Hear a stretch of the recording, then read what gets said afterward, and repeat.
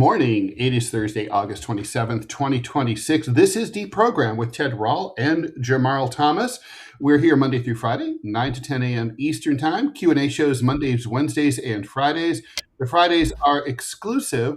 I've got to make sure Trent wants us to remind you that if you are a subscriber to the show, we're doing the very first of our exclusive hangouts for subscribers only this evening at 7 p.m. Eastern Time. So basically, the way this is going to work is I need you to email the show with your name and YouTube username in order to verify your membership status. This is only for Tier 3 members. These are people who pay $19.99 a month. You guys, so the email for the show, which I'm going to put up in a second, is dprogrampodcast@gmail.com. That's dprogrampodcast@gmail.com. Just a reminder, this is only for the Tier 3 members.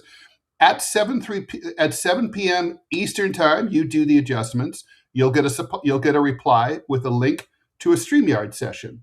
You will click that link to join.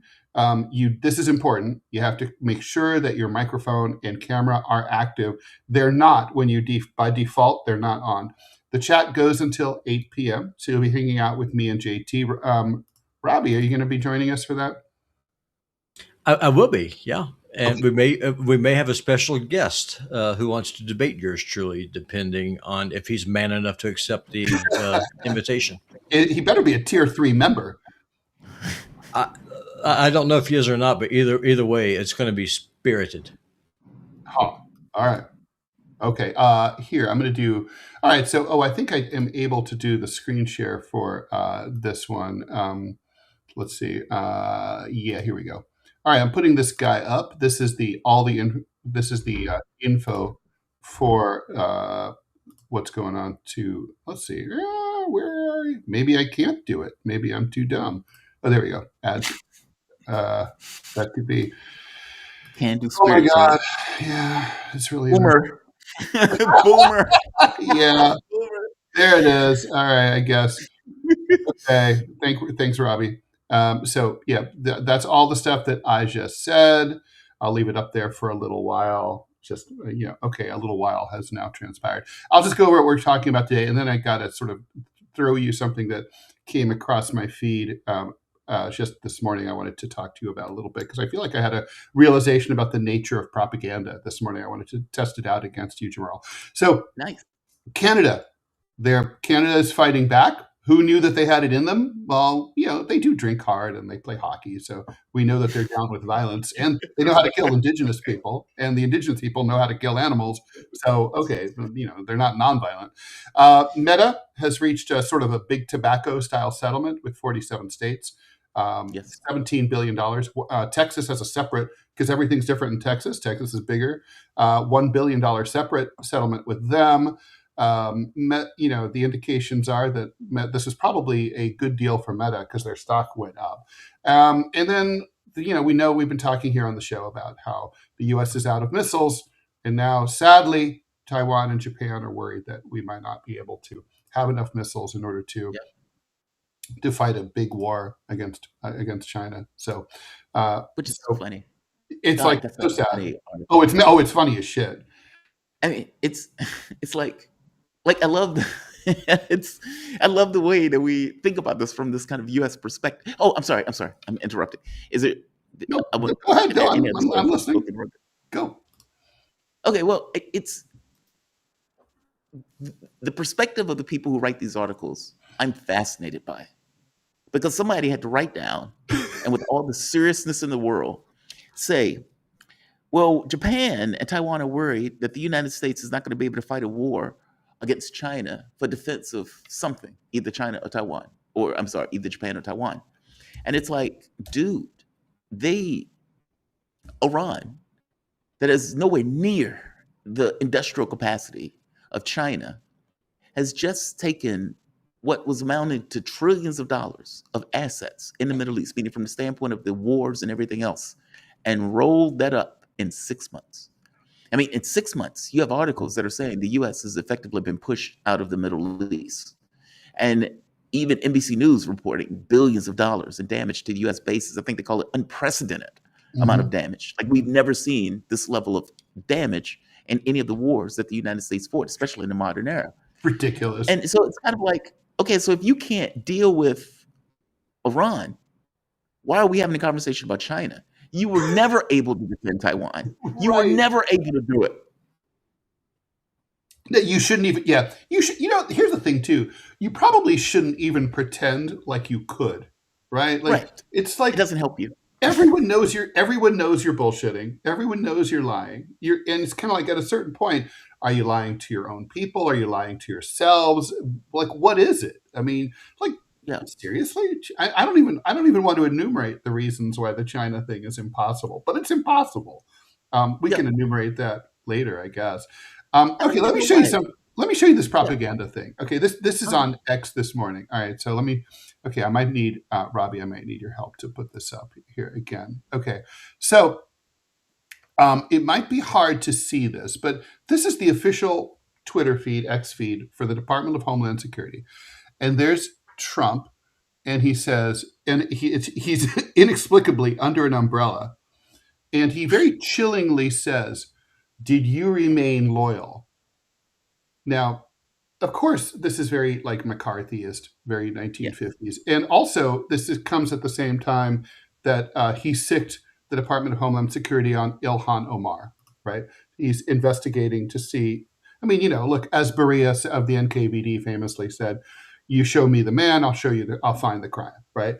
I mean, there's so many laws, everybody's broken some law, even if you're a quote unquote law abiding citizen. So, I mean, a lot of immigrants, have, kind of inconsequentially wrong answers on their immigration applications. A period is missing. A T is not dotted. Exactly. Right. I mean, you can always find something. So, I mean, it doesn't mean that the person shouldn't be in the country. It just means like, it's kind of like, it's a technicality because it's so ridiculous. So, all right. So I was looking at this and it's like, I don't want to get into the Ilhan Omar we can talk about that another time. But I was thinking about the difference between how this is fascist propaganda and how it fits into us. And I collect propaganda posters from communist, Soviet Union and from China and from Nazi Germany and everything, Vichy France. And I realized this morning, I'm like, I just turned 63 yesterday, and I'm like, okay, so this is like my realization. Fascism is about fear, right? Like, did you remain loyal? It's like, if you look at Nazi propaganda, there's a lot of glowering. There's a lot of scowls. If you look at Donald Trump, he's actually a pretty smiley dude in real life, but he famously practices his scowls, like for his mugshot and everything. He says that he wants to look like Churchill, who was a right-wing politician. Right. But the propaganda of the right, like Nazi Germany, was like very all fear-based, like, do what you're supposed to or else. It's not really inspired. Communist propaganda, which is still propaganda, it's still from from authoritarian regimes. But notice everybody's smiling, right? There's like brighter colors. There's red and yellow, and there's flowers like in the Chinese stuff. If you look at Nazi propaganda, there's a lot of sort of darker colors, a lot of gray palettes of the colors that are there. It's a lot of shadows. And I realized like that's the big difference between fascism and communism, right? Like far right ideology, the way it enforces itself is through propaganda of fear. Do what we say or else. Whereas communism is attempting to inspire you. It's like, let's all pull together. Let's build socialism. Let's make the country better. Let's improve our productivity, right? Let's all do it together.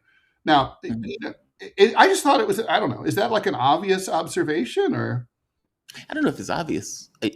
What is that book? The 90 Days That Shook the World or something like that? I can't think of the exact name of it. Yeah, I think it's 18 days, right? But it's John Reed. Yeah. That book is emancipatory. Mm-hmm. Like, meaning that book is, it's so, for one, it glosses over a lot of blood, right? There's that. Well, that's true. But it's so, it's infectiously optimistic. Mm-hmm. And I think that's your point. Yeah. Like for example, when I was in Malaysia, and there's this picture of a man and woman holding a globe, and they're standing up, like they're moving into the future. Okay, that's Right. optimistic, right? But we are going to build a better world. That's what we can do, and we can build that better world together. Now, obviously, it's glossing over a lot, Sure. but it's the mindset of this is what we're trying to do. And even Soviet literature, like if there was what is the name of that book? What is the name of that book? It's basically a person comes back. He lives on Mars, and he's bringing people to Mars, and it's basically Soviet idea of what communism was if it was transplanted to another planet. Basically, if you didn't have the factors that are the complex factors on Earth and you transplant it there, what does this look like? And again, it's this idea of we're building a system, we're building a society, we're building a new model, we're building this new stuff. Fascism, it's more blunt, brutal, I suppose. I mean, even in the United States, in the way that it's operated, this is a vicious system. Yeah. And Trump can practice the scowls all he wants and everything else, but the system is I guess your point is there's similarities between the way, let's say, the Nazis or the way the fascists in Germany or in Italy, or for that matter, in the way that Trump effectively operates his government. Yeah, I can go with that. I got to be honest, I'm not overtly well-versed on all of the German posters and everything else in order to make this kind of proportional analysis of how many were scowling and threatening. Trust me. But yeah. Right. I'll take your word on it for this one because I know you follow this stuff immensely. So no, I accept that. I didn't notice it, but I accept it. I knew the Soviet thing was more emancipatory. Like, we're going to build this great system and this great world, and we're going to change the world, and blah, blah, blah. They meant it. They were true believers. Yeah. But yeah, the fascist system was terrifying. I mean, in general. Yeah, and it's like, and that's the thing, right? Like, it's not trying to seduce you. Socialism is trying to seduce you. Right. And then and that's kind of like, and both of these systems are kind of differentiated from authoritarian regimes that are neither really left wing or right wing, like Turkmenbashi or Saddam Hussein, or Saddam Hussein was more left than right, but still not really a communist. Yeah. But yeah, that's cult of personality. That's, look at me, I'm awesome, and I've got it covered, and we stick with me, and everything's gonna be cool. That's a different thing too. And if you just look at the administration, right? This administration, they scowl, they glare. It's not. I mean, about the only optimistic messaging that you see coming out of them is about, like, oh, look at our great reflecting pool, or look how cool, the ballroom's going to be. Look how pretty look at the race cars going around DC, and it's kind of like little boy cool. Like, look at what we did. Like, my Legos are bigger than your Legos. I don't know. I just thought it was interesting, and I think that's in a way why fascism is short-lived. I mean, because fear is just not really a powerful motivator for a long time. It's a very powerful motivator, but not for year after year after year after year. People just get sick of it. I think it depends on the power structure, but yeah. And by the way, Trump does run with the idea of, we're going to have the greatest economy in the history of economies. I had the biggest presidential event at the thing than any other presidential event in the history of presidential events. He does that. Like, we got the greatest healthcare system in the history of the world once we get rid of Obamacare. Hey, what are you going to replace it with? Something fantastic. Like, he does play that card, but it's so shallow. It's not inspirational, right? It's not asking you to join, right? It's not saying like, let's do this together, right? Like in socialism, it's always like big crowds of people moving together with flowing red flags, and he wants you to obey. There's a difference. And he wants to brag about what he's supposedly already done, or what more likely what he's already done, or what he might be planning to do. Yeah. But that's more in the strongman, Gaddafi motif. Well, more than that, there's a ancient Greek general. I can't remember what his name was right now. I'm getting a brain fart. If it's not Socrates, but He said that constant exposure to danger breeds contempt for them. And that's why fear doesn't. There comes a point where what terrifies you no longer terrifies you anymore. You get used to it. That's the way human beings are wired, Rob. That's the difference between fear and hope. Yeah, and I think that like Trump did, he did offer hope in 2016. Did he? You know, only I can fix it. I will rebuild. I will make America great again. I will, bring coal back, coal mining and beautiful jobs back to West Virginia. I'll reopen the Carrier factory in Indiana. I'll reopen the Lordstown plant in Ohio. Those are all hope. I mean, that's hope. That sounds still like the same. I have the biggest ballrooms. The economy is going to be the greatest in the world. Well, he said that he was going to bring Gary, Indiana back to life. That used to be like one of the major industrial hubs of the country. It no longer exists. It is dead. Right. That's true. And so if you're going out, that's one of the reasons why I support him. We talked about this yesterday. I knew what I was going to get from a establishment Republican. I knew what I was going to get with Hillary Clinton. Trump offered hope of something different.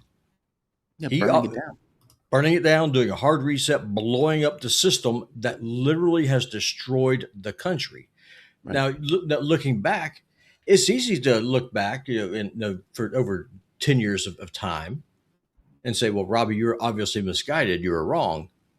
Well, obviously now, yeah, because we have the benefit of hindsight. But at the time, this is a guy who called George W. Bush a war criminal, put Jeb on a cross on a national stage, and blew up the Republican primary system through force of will and self-funding. Yeah, he got credit for that. He got credit for that. Big time. For sure. No, he revolutionized. I mean, I don't think, particularly the Democrats, but even the Republicans, I don't think they've caught up to the innovations in campaigning that Trump initiated in 2016. But that's just it. If you remember, in the very beginning, he didn't even have a campaign thing. Like, he didn't even have a floor game. Like, right. He had a closet in Trump Tower. Yeah. With no staff inside. Thing. Yeah. And what he had is that but one of the reasons why, JT, you talked about this before, the apocalypse that YouTube unleashed.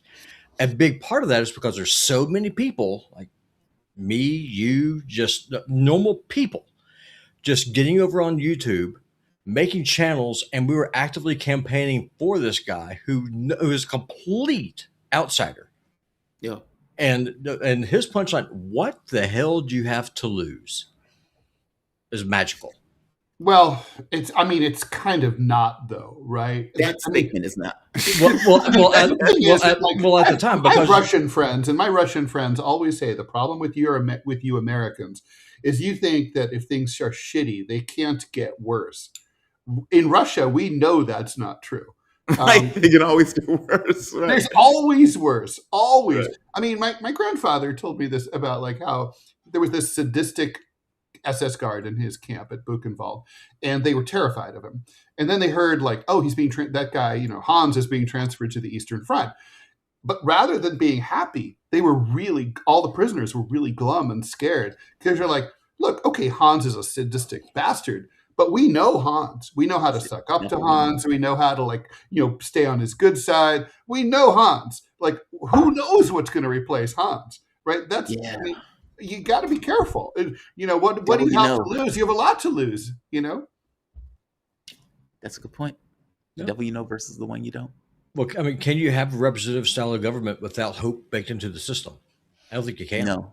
Because you've got to have hope that you can change course. Yes. And that's what Trump Otherwise, offered. people won't vote. Of course. I agree and then the entire thing implodes. So, I mean, that was Trump's masterpiece.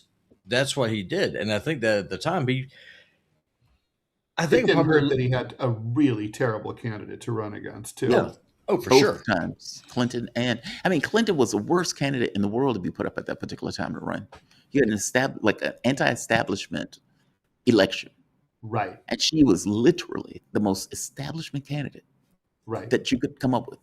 True.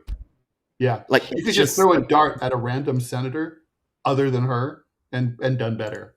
Yes. Cory Booker, done. You know, I think you still have the same issue. I think the issue is you have an establishment candidate. Cory Booker was every bit as much as establishment as Clinton. 100%. In some ways, more. He took more Wall Street money. He might have been a better candidate, though. He might have not have taken it for granted in the way that she did. Well, I mean, Clinton ran the race. Cory Booker comes from. He's not of the people anymore, but he comes from the people. I mean, he's from Newark. He got covered with, his body is covered with burns from saving his neighbor from a fire. It's also covered with money. That's true too. Yeah, he is. With money. It's like money band-aids all over. Got some comments. Maybe Blue Funk, thanks for the dono. Guys, on this topic, on the Trump scowl, I grew around chaotic families, but the scowl feels like kind of an evangelical thing. That seems strange to me. Thoughts on how his scowl reads to others? Scowl comes across as evangelical. Robbie, you're the deprogram evangelical. Tell us. I don't see an evangelical component in it. I think he's trying to make himself look strong. He's trying to make himself feel like he's set apart. Really, what he's doing is he's showing himself to be a tired, weak old man. Yeah, he's like. I mean, he said that he told one of his. He wants to look like Churchill, and so he doesn't. Why would you want to look? Why would you want to look like the guy who destroyed Britain? Well, no one knows what a bastard Britain supposedly won World War II, right? Mm-hmm. Was there any nation except for the ones that got bombed into oblivion that lost more than Britain did? No, I mean Churchill. I think Churchill was an asshole, but he destroyed the British nation, but that's not his reputation, right? I understand. It's because the winners write the history books. But if you actually just go that's through, why he was turned out immediately at the end of the war. Right. Yeah. Yeah, I mean, well, why would you? I mean, Britain had 51% of the territory around the globe after the First World War. Yeah, and the thing, I mean, he lost everything through the gates open. He signed the Bretton Woods Agreement. So if that's your future, is to mortgage your nation and peg your currency onto another country. By definition, you are no longer great. That's why it's not called. Yeah, it's called Britain. Maybe the UK if someone's feeling generous. Well, it is still called Great Britain, but yeah. Well, where? Who calls it great? It's the United. Isn't it the United Kingdom of Great Britain and Northern Ireland? That's the official name. But seriously, I mean, who in the world? Because it used to be a day where you could take a sterling certificate, and that was good anywhere. The British pound was the unit of measure globally. It used to be, even if no one could understand all those shillings. And now, and now you have more than half of the domestic population who can't even get jobs because there's so much pressure from automation, AI, and immigration. Yeah, but what's great about it? You're kidding. Trump's not thinking about Churchill's ideology. This is about marketing. He's thinking Churchill helped win the war. He defended Britain. I'm defending America. It's that orator thing. I don't think he's looking further into it. Well, that just God. I hope that Shell are wrong, because if that's how shallow and stupid Americans are now, it's bad. We shall fight them on the beaches. We shall fight them on the streets. We shall fight. I mean, it's just like, dude, we will fight them in the porn stars' bedrooms. Right. We will fight them on Epstein's Island. We will fight. We will fight them at the wrestling match. No bullshit. I think this is all just. I mean, look. What imagery of depth has Trump demonstrated to you to give you any impression that this goes beyond surface deep? Meaning when he's Trump Tower, he doesn't own it. He's just putting his name on it. And when he's trying to present this stuff, I guarantee you it is, I want to look a particular way. It doesn't require substance. No. It's all marketing. Totally. Iran is going to end we're almost at the war. We're at the closing of the war with Iran. We're going to close it with Iran. He said it 40 sometimes. This is not a person with a certain amount of depth or they care about the honesty of a particular situation. This is all about optics. It's about image. He has no knowledge of history other than I don't believe he has a living single what he lives through personally. Right. That's it. I don't know. Yeah. I mean, I'll go after I say this, but when Lee surrendered at Appomattox, on April 9th, 1865, when Jefferson Davis found out, because he ordered Lee to continue fighting. He wanted Lee just to go to the Appalachians and just basically wage a guerrilla war. Lee rescinded the order of the President of the Confederate States of America, and Davis went into a rage. And Davis is like, how dare this man rescind the order? And his aide, Benjamin Butler, said, Mr. President, You lost the war. Robert E. Lee, General Lee said 300,000 men is enough. Yeah. That's Churchill's fatal problem. He was, we always talk about the Japanese of Hirohito. They'll charge the beaches with bamboo spears. Winston Churchill was the exact same way. He would have emulated his entire population for the sake of his hatred of the German people.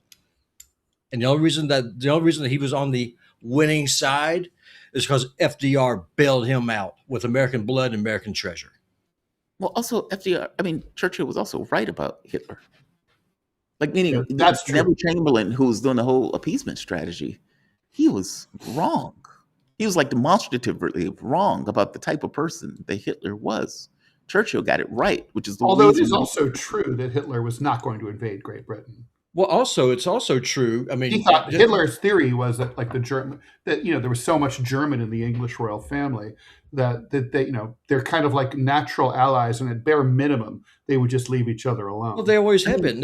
Germany, Operation Sea Lion was an explicit effort to try to invade Britain. I mean, even the Battle of Britain in the air was in order to have Operation Sea Lion. Hitler didn't want that, though. Hitler did not want war with England. Well, but one thing you got to think about, and a lot of people don't realize this, the German people and the English people never had a war with each other through in all of European history. Think about this: for over 1,000 years before World War I. Why is that? Because France is in between. Well, because they're natural allies, just like the United States and Russia could be natural allies if we were ruled by or the United States and Iran. No, and the fact of the matter is, I'm going to take some flack from this too. Stalin was a monster, and so was Hitler. So if you have to choose between one monster or the other, how about you choose neither one? Wait a minute. Why do you think Germany and Britain were natural allies? Well, because they both, so a couple of different reasons. One, that is shared history. The Saxons were a Germanic people. Yeah, that's true. Second, the France was the bigger threat for for the Holy Roman Empire and also for England. You got to remember, William of Normandy was French.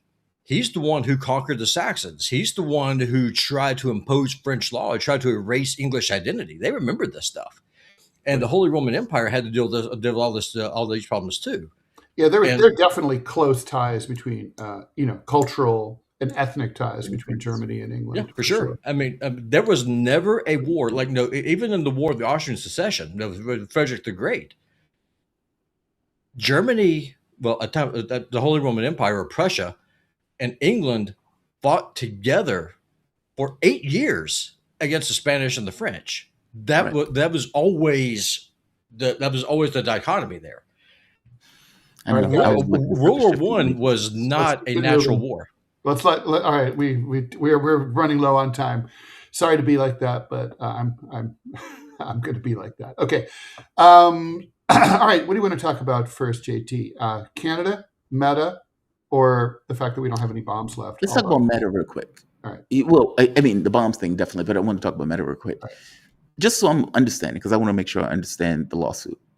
They effectively fined Meta because they're saying that Meta is bad for kids and that they went with a policy of trying to ensure that kids stay on as long as possible. And so they're hitting them with a lawsuit for billions of dollars. $200 billion. Am I getting that right? Yeah. So basically, it's a it's a class action series of product liability suits that it's analogous to big tobacco in that it basically says, if used as directed, this product is bad for you, right? So under American law, if that's the case, that's what tobacco went down for. If you use this as directed, you can get lung cancer and die.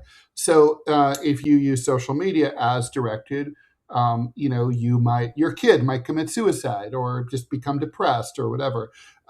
So the thing is, so the state attorneys general all filed suit except for a few states, and they basically sued for a total of over $200 billion This is a settlement.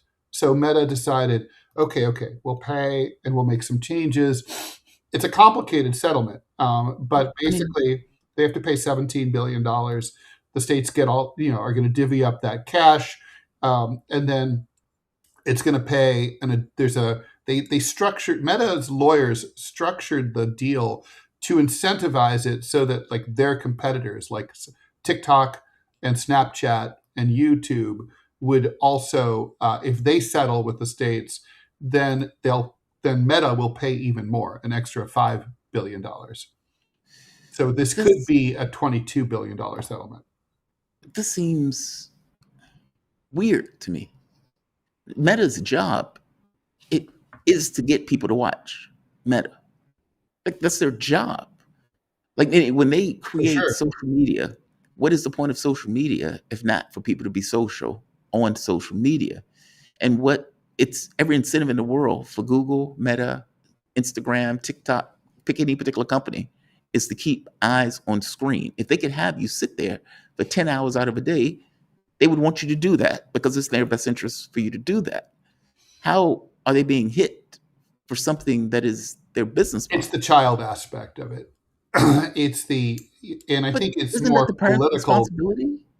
Well, I think the whole point is that the parents have been complaining for years that they can't. There's nothing they can do, right? And I think that's, as a parent myself, I can tell you that's true, right? I mean, basically, it's impossible to keep your kid out of Snapchat. I mean, it's like it's like, are you over 18? Yes. I mean, it's like there's no controls, right? So there was no attempt to control it. It's sort of like if the tobacco companies were marketing to children, right, with flavored cigarettes and then and now flavored e-cigarettes.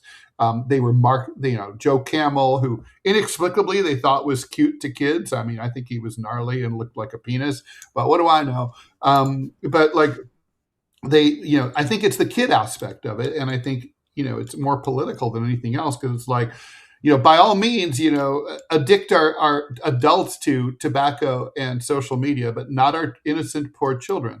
And so, that's. I think agree with they the were lawsuit? going to get their asses kicked. I have trouble with the lawsuit from a legal point of view.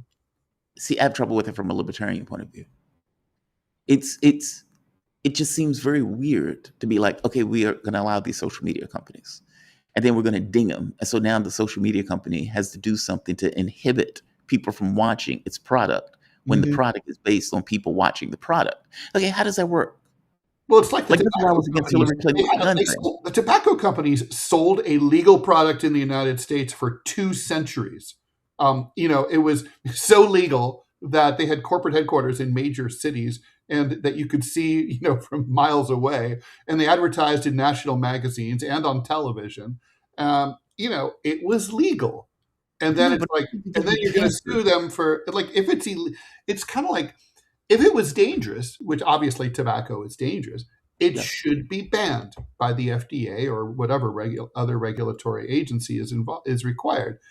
I mean, it should be regulated, but like you let people sell a product and then, you nail them for it. I mean, that said, so how do you regulate this? Just say, okay, well, kids can only watch 2 hours, and we're going to put some kind of structure in our thing to damage our business model to keep kids from watching 2 hours.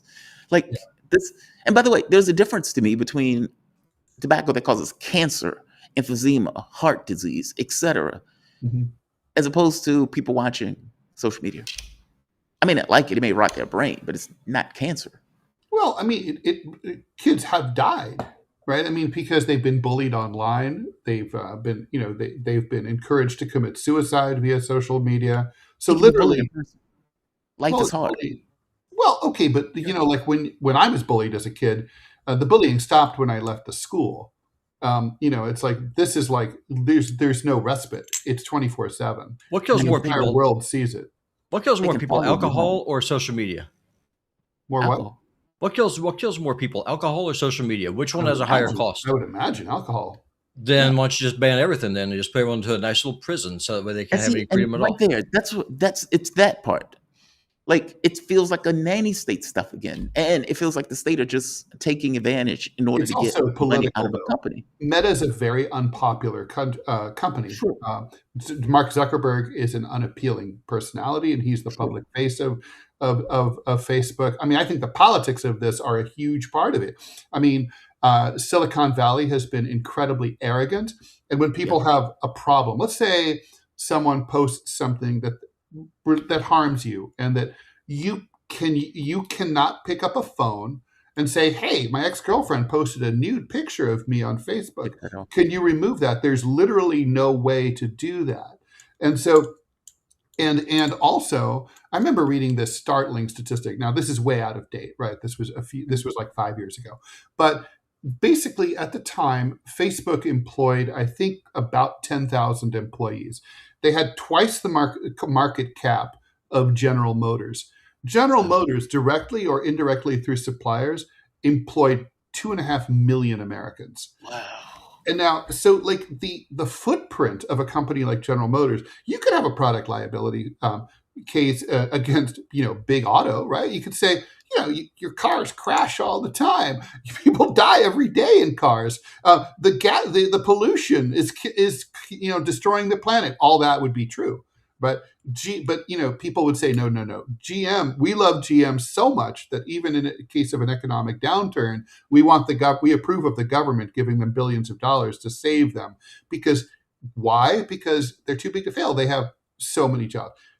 Facebook isn't too big to fail. If Facebook went away, literally dozens of Americans would lose their jobs. It would not matter at all. And everybody would just jump over to other social media companies. It would not matter. You just delete that app. That's it. Ted, why are you against all these H-1B visa holders who will be losing their jobs at Meta headquarters? That's a good point.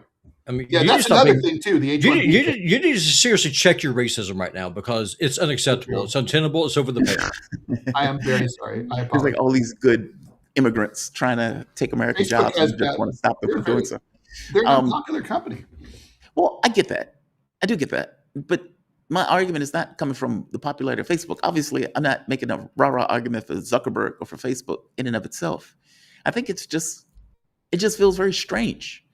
Like it's a little bit more esoteric than to just say somebody gets cancer, heart disease, or emphysema.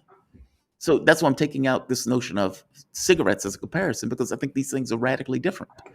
From the standpoint of kids' brains turning to mush, I agree with you, true, but it's their model, and we let them set that model up. And now we're saying you need to do something. The parents can't deal with parental responsibility. And so now we need the company to somehow decapitate itself. Okay, fair enough. How far do we go with that? Lightly gilded. Okay, does that apply to Twitter, TikTok, Instagram, etc.? Because we're saying we're going to pick favorites. We're going to damage Facebook in lieu of these other companies. Right. Well, it definitely applies to TikTok and Snapchat. I don't know. I'm dodgy about this. No, I mean, I think the legal aspect is hard, because it's like, I think basically, look, if Mark Zuckerberg were a warm, cuddly dude and he was employing 2.5 million Americans, they wouldn't touch it. This would not have happened. I mean, look at the shit we put in our foods. Nobody complains about that. Like, generally recognized as safe. Okay, in Europe, they wouldn't touch that stuff. Wouldn't touch it. And it's like, okay, so it's very possible that people are getting cancer and other diseases as a result of the American diet, because we allow corporations to maximize their profit at 100%. The expense of Americans' health. Nobody takes issue with that. Facebook. I mean, like, McDonald's exists. Although if your kid committed suicide, because of suicidal ideation, right, you would probably be pretty fucking upset. I mean, there have been suicides. Look, I take your point. Look, I also think the solution here probably is not. Okay, let's talk about the money too. I think this part's really super important, right? Yeah. So if the government was really just interested in solving the problem, money wouldn't be involved. Like I always say about traffic tickets. Like, if you're just interested in, just getting people to slow down because it's safer, then you just have a point system. Every time someone gets a ticket, they get closer to having their license suspended, and so that's the incentive, right? You don't you don't need to charge people money, and it only affects poor people. It doesn't, rich people don't care; they just pay the ticket or hire an attorney. And so this is the same sort of thing. This is a shakedown. This is an opportunity for the states, right? Like, I don't think this money is going to the parents of suicided kids or kids, or it's not going. There's not going to be a trust fund for kids who are suffering from depression to go, get a $350 an hour psychologist, right? That none of that's going to happen. Let's look at what happened with the big tobacco settlement. This will be exactly the same. It became a slush fund for all sorts of things that were unrelated. Supposedly, the tobacco settlements were going to go for a bunch of public education campaigns about the dangers of tobacco. That never happened, right? So the states used it to pay down deficits, to give their state employees and state legislators raises, to buy new computers that they had been putting off for years. All maybe things that needed to happen, but it was a slush fund. And it was here in New York State, there was a community of Orthodox Jews who suffered from low fertility rates due to inbreeding, and in upstate New York. Due to inbreeding? Inbreeding. Yeah. Okay. And basically, that's why that's why they had low fertility. And anyway, they applied to the state for tobacco funds to get help with to pay for IVF.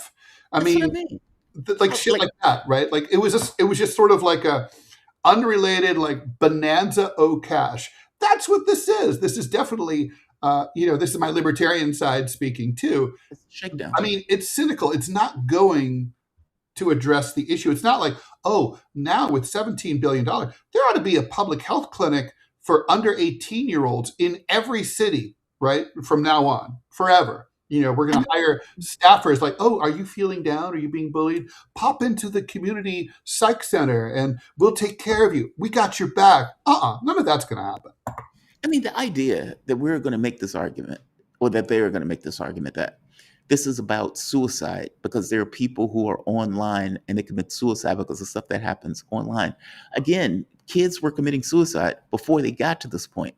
And any technology that we just foist into the public without any concern for the impact on the public. There's studies that show the direct correlation. Yeah. Well, there may be a correlation from the standpoint of, I guess I'm trying to make the point of, any social entity that you allow people to communicate in such a way, there are going to be consequences associated with it, especially when you're dealing with kids. I guess I'm saying it's in the bricks. It will be this way for any device that allow people to communicate off hours and everything else that would allow, let's say, bullies or people who will behave in such a way to go after people who are weaker.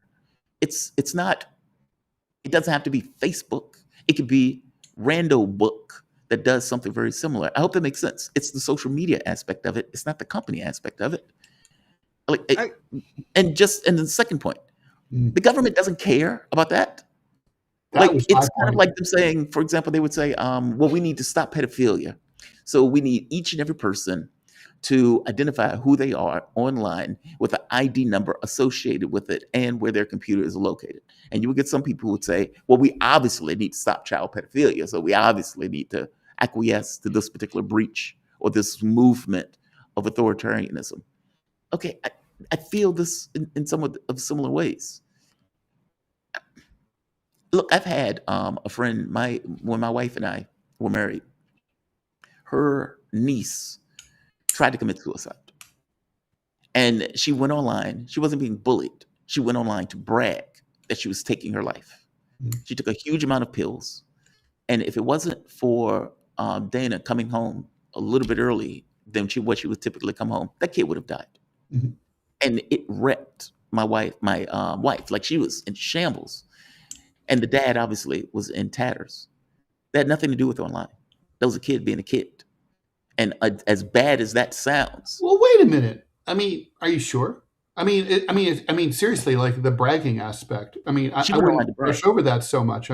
Like she went online and like, look at me, look at what I'm doing.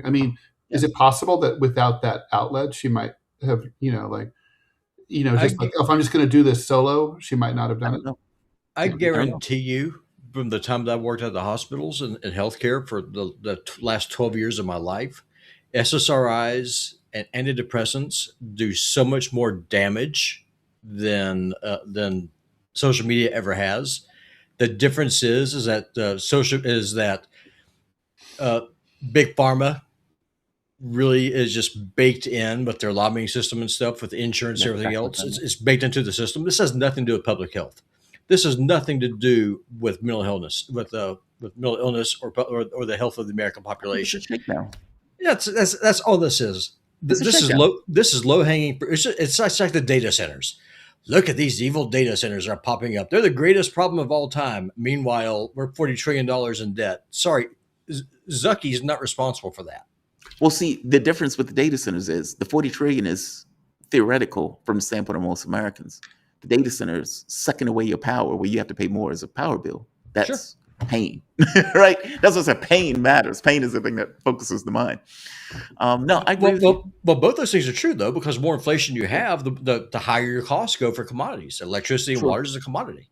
It's just one you're able to see, the other one's just more abstract. But at the end of the day, though, those little pill bottles that we're shoving up Ritalin and the ADD medication, the SSRIs, all this other stuff, it is a poison. People don't understand how powerful these drugs are, and they are overprescribed for profit. Yeah, I think this is over. Look, it's not that I'm not trying to be heartless to families associated with stuff, but I do think these families are being used at this. I think they're being used as useful idiots in order for the state to get cash. Well, it's And we'll be definitely honest with it's you, definitely a like- giant shakedown for sure. Yeah, it's a shakedown. Not that Meta can't afford it, but yeah, I'm sure that privately in the C-suite at at Meta HQ, they're like, "Oh, brother, it's Just pay them off. pay them off, Get make them over it. fucking go away." It's a Yeah. good deal for them, right? It's like it's only 17 instead of $200 billion.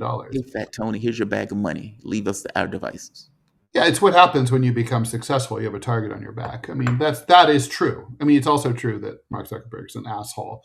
All right, let's do some comments here. Phileas Fob, if you don't center eugenics and race science in it, you understand fascism 0%. If you do, you know it never ended. Search protest psychosis, racist antipsychotic ads, and John Metzel's book. All right. Well, just also exceptionalism. Just the very thought of we are exceptional. We are somehow better. Even the way that the Europeans act, like there's still these colonial powers. These countries are nothing in the modern era. True. If it wasn't for a tick on the US's ass, and they use the US as power projection, which is why they're so busy bending over backwards in regards to why they wouldn't stand up, whereas Carney would. No, I think all of that plays into it. The moment that you come away with the assessment that you are somehow better than the Russians, and you're somehow morally superior, despite all of the just the deranged, degenerate, psychopathic stuff that they've allowed, backed, permitted, etc. It's amazing. Like you have to wonder what's in their minds to bring them to that assessment of their unique superiority. Aardvark. Aardvark 7. Gary, Indiana's in the news right now. A bad storm has had the power out there for weeks. Yeah, there was a tornado there. Did you guys hear, Manchild, did you guys hear about the fake AI think tank funded by Israel? Yes. They're actively working to poison the data well. Yes. So basically, a think tank that doesn't really exist had a bunch of money dumped into it by, let's say, Israeli funders. And the idea of it was, if you can pump out a bunch of stories to make it look as if these were policy papers, all of the policy papers obviously are in favor of Israel, then you can poison the well of information that AI systems may use in order to pull information. So let's say, for example, because the AI is only going to tell you what somebody put into it. Mm-hmm. And if you have a bunch of junk about Israel, and by the way, they're doing this on a full court press. The company that they found in Israel, Tel Aviv, that was pushing elections, that was effectively putting chum in the waters in order to influence the direction of a particular election. They did this all over the world. They were doing this in Europe and they were doing this in Africa. And the moment that they started investigating the company, by the way, France created an organization that found what they were doing. It dissolved. It went up in smoke. But they're doing stuff like this too, poisoning the well for AI, buying television companies. So you get CBS News putting in Barry Weiss, I think it was CBS, as the top editor. Okay, well, what do you think she's going to do for stories that are negative towards Israel? They will never see the light of day. True. Full corporates. Yeah. True. Lost a generation. Just a reminder, because now we are pretty much around peak viewership for the show hour. Tonight we have our tier 3 member only on YouTube private chat with JT and Robbie and I. So basically, if you're a tier 3 member, which means you're paying $20 a month on YouTube, you should join us tonight at 7 p.m. and we're just going to hang. It's not going to be broadcast. It's just for us. It's not going to be rebroadcast. Sorry, it's exclusive. If you'd like to join the party, it's not too late to become a YouTube subscriber, and you can join. We're going to do this every month, by the way, on the last Thursday of every month, thereabouts. So here's the procedure. If you're such a person, you email deprogrampodcast@gmail.com. That's deprogrampodcast@gmail. You send your name and, this is important, your YouTube username, okay? Then at 7 p.m., you will get a reply with a StreamYard link. You click that thing, you click the little microphone and the camera icon, and there you are, and you'll be hanging with us. We go until 8 p.m., all right? So it's just a little reminder there. Okay, so we have some more comments, and then we should probably have a few more things to talk about. So Michael Parenti on thought control. The only thing they care about is what you're thinking. The ruling class absolutely cares about what you think. Their rule depends on it, and that's true in any system. Yes. I don't want to have to use military power for every particular issue, right? Right. It's a pain in the ass. It's hard. If I control what you think, you never have to do it. Have you been loyal? Have you been loyal? All right. So, by the way, do you think that works on anybody? Like this, have you been loyal, or some of the stuff that is coming from the White House? It falls dead on me. In fact, I even get to the point of like, who does this even work for? Well, I'm sort of temperamentally impervious to that kind of shit, and I would rather you put a bullet in my head and just get it over with than threaten. But it's also like, I can see through the vagueness of the threats, right? Like, it's kind of like, it's vague. It's like non-specific. That's another difference, by the way, between fascist and communist propaganda. Communist propaganda tends to be very specific, like it's directed to architects or teachers or workers or whatever. Fascist propaganda is very vague, and it's like things like, and you, and stuff like that. And like, have you been, and who's this you you're talking about? Loyal to whom? Loyal to what? What are you talking about? Right? So it's like, I don't even know what it means. I don't know if it works. If it does work, I can't imagine for whom it would work. I suspect it's not really, I think it's red meat for the base, right? It's sort of like, oh, I'm loyal, but like, yeah, like let's go after the people who aren't loyal. That's not me. That's these other people who I can't really identify personally, but that's, I think that's what it's for. It's sort of an attempt to unify, like, against the other, I think. Canada's tariffs. So they decided to retaliate. Looks like Canada's got a set of balls, unlike a lot of other countries. And they're specifically targeting, they say, the Midwest and the Northeast. The Midwest, those are swing states. Midterm elections are coming. That's got to be part of the calculus, because they didn't just sort of randomly slap tariffs on. It's like they're looking for certain industries. So that's got to be, like we're gonna hit Trump in the re-election pocketbook, right? The Northeast part, I don't know if he cares about, because he's not going to have that anyway. That's what China did, by the way. When they did reciprocal tariffs, they hit like soybean industries. They hit industries that effectively were going to be farmers that were a big part of Trump's base. when the farmers were out there effectively begging to Jesus, saying, "Please help us with a miracle," that's why, right? You've lost a market of 1.4, 1.3 billion people. That hurts. And even now with the fertilizer stuff, the costs apparently are going through the roof, especially with the inventory. Is the way it is. The wars that are taking place, where you get these wars in Russia and you get the war in Ukraine, and Iran, both of which are choke points in regards to inventory, which increases the cost of pretty much anything dealing with diesel. So farm equipment, fertilizer, all of those things have spiked. The farmers in the U.S. are taking it in the ass. Thanks. Iran, I mean, are they taking a cue from Iran, right? Like, sort of like, yes, the U.S. is bigger than us. Yes, the U.S. is not going to suffer as much from what we do to them as they do to us. But nevertheless, we've got bigger balls. We're gonna outlast them, and we're tougher. And we have the resolve on our side. I mean, that seems to be like a very similar mentality from two very disparate cultures. Yeah, but it's because human beings are human beings. And, if you're asking me for a deal, or let's say you're coming to me for some kind of negotiation, hey, I don't think you should come to me for the negotiation because I'm sovereign, but I'll talk to you because I don't want to fight. And then you tell me I need to have sex with your wife. Okay, what am I to do with this? Right? Like, even if I wanted to make a deal, I can't make that deal. We have nothing to talk about. Same thing is true for Canada. It's like, hey, all of this is great, but I need to have sex with your wife. Yeah, no. No. Just no. It's too much. They ask too much. And what they finally realize is that any inch that you give, he's going to want more. Any inch that you give is considered weakness. If indeed they're weak on this, they'll be weak on other stuff. We can push them further. We can push them further. We can take more. We can take more. We need to win. We need to win. And more importantly, we need to make it clear that they lost. Okay, that only going to get you so far. Inevitably, somebody's going to say no. Yeah. And just enough is enough, right? Like, and then also obviously the Canadian people are behind their government in this respect.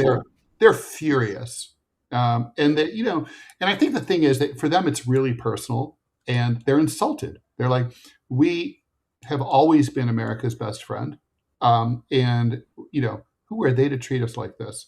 And I think they're upset at us as ordinary citizens for not, screaming at the Trump administration to stop this shit. We haven't screamed at him to stop anything at this point. Why would we start with Canada? Right? Like, he didn't attack Canada. Right. He didn't bomb Canada. Not yet. He wasn't murdering Canadian fishermen. Out there in the not yet. Not yet. I mean, he did that to Venezuela. Did Canada say anything about it? No. It's time to get those Nova Scotians. Who the fuck do they think they are with their lobster rolls?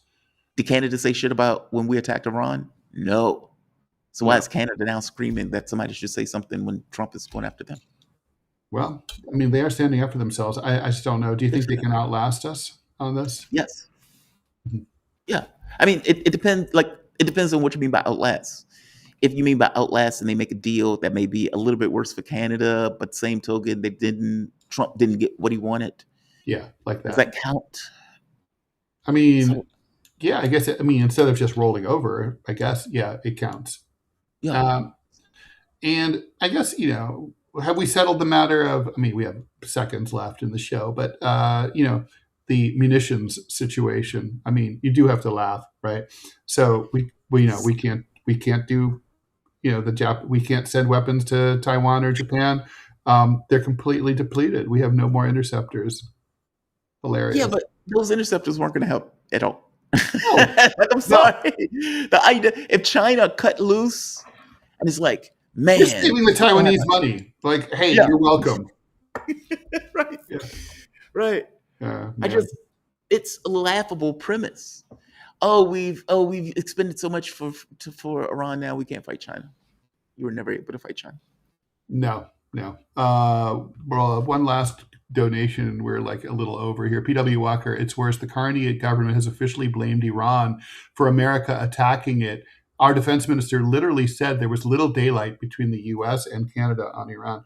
All right, well, you totally confirming your point there. All right, we're out of here. TMI coming up right now. We're on with the tier 3 dudes and ladies at tonight at 7 p.m. Eastern. We're looking forward to that. We'll see you tonight. And as for everybody else, see you tomorrow morning at 9 a.m. That's Friday. And Have a also good one, guys. Q&A tomorrow. Okay. Complicated. Bye.